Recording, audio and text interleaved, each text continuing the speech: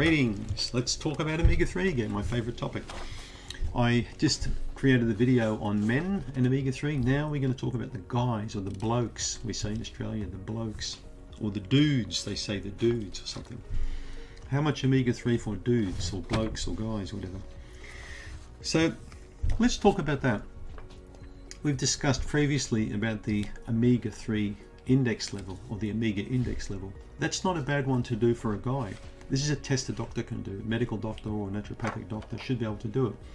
So look at the video I did on omega index. It explains it a bit more.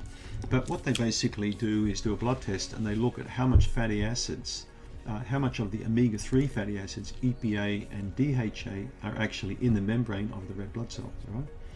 And what they find is healthy people tend to have good levels, 5, 6, 7. But the average American, the average Australian will have a level between 3 to 5. So 8 is the cardioprotective omega index. We want to be between 8 to 12 to have really good anti-inflammatory control. But many people are not even half that. So testing is a smart way to find out what the guy really needs.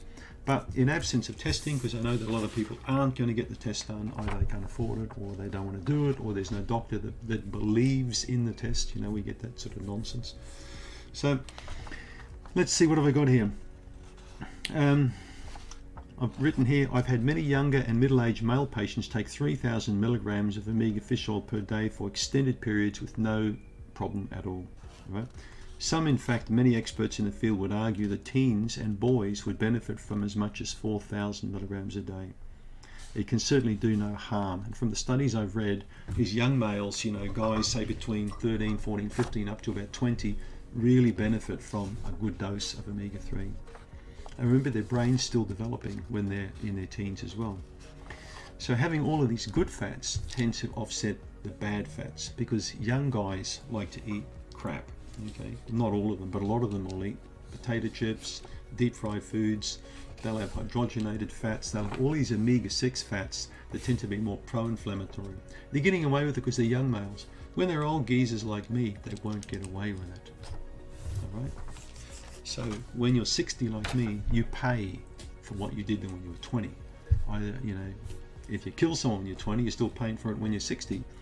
But if you kill bags of chips for 30, 40, 50 years, by the time you're 60, you'll be really paying the price.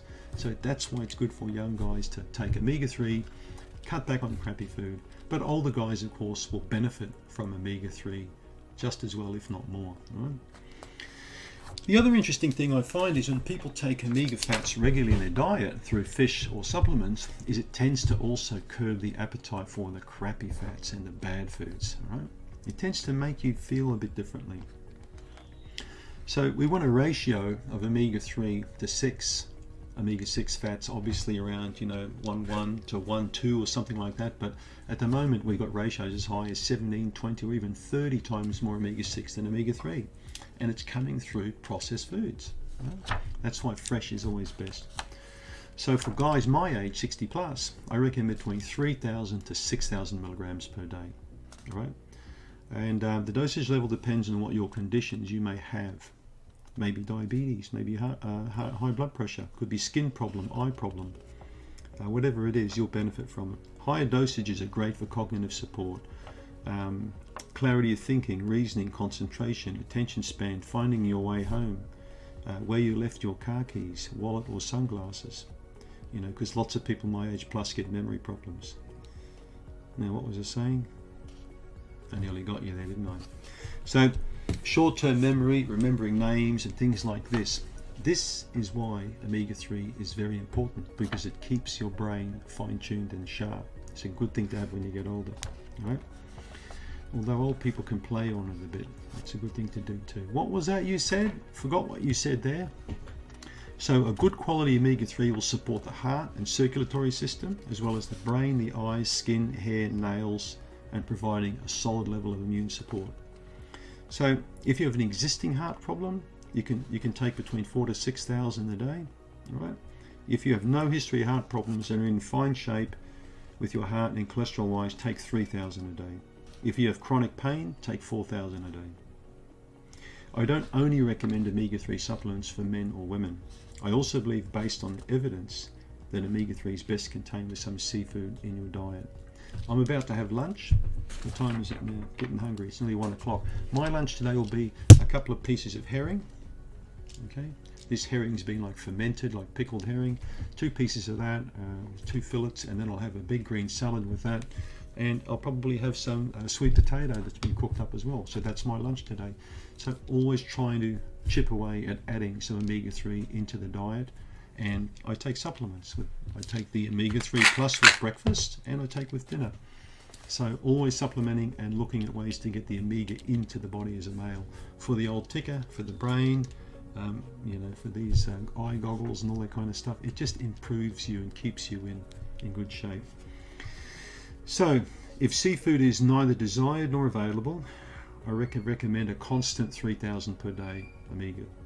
A reduced intake of omega-6 containing foods like vegetable oils, processed foods, takeaway, olive oil is the best option. In addition to trying to incorporate flaxseed into your diet. Right. So, anything else I can say? Yeah.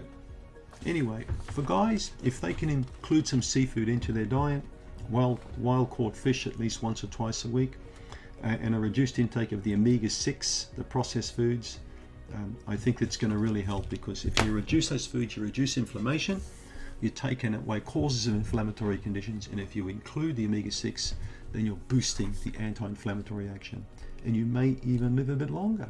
Isn't that great? You can be a real pain to everyone around you then when you get to your 90s. Thanks for tuning in.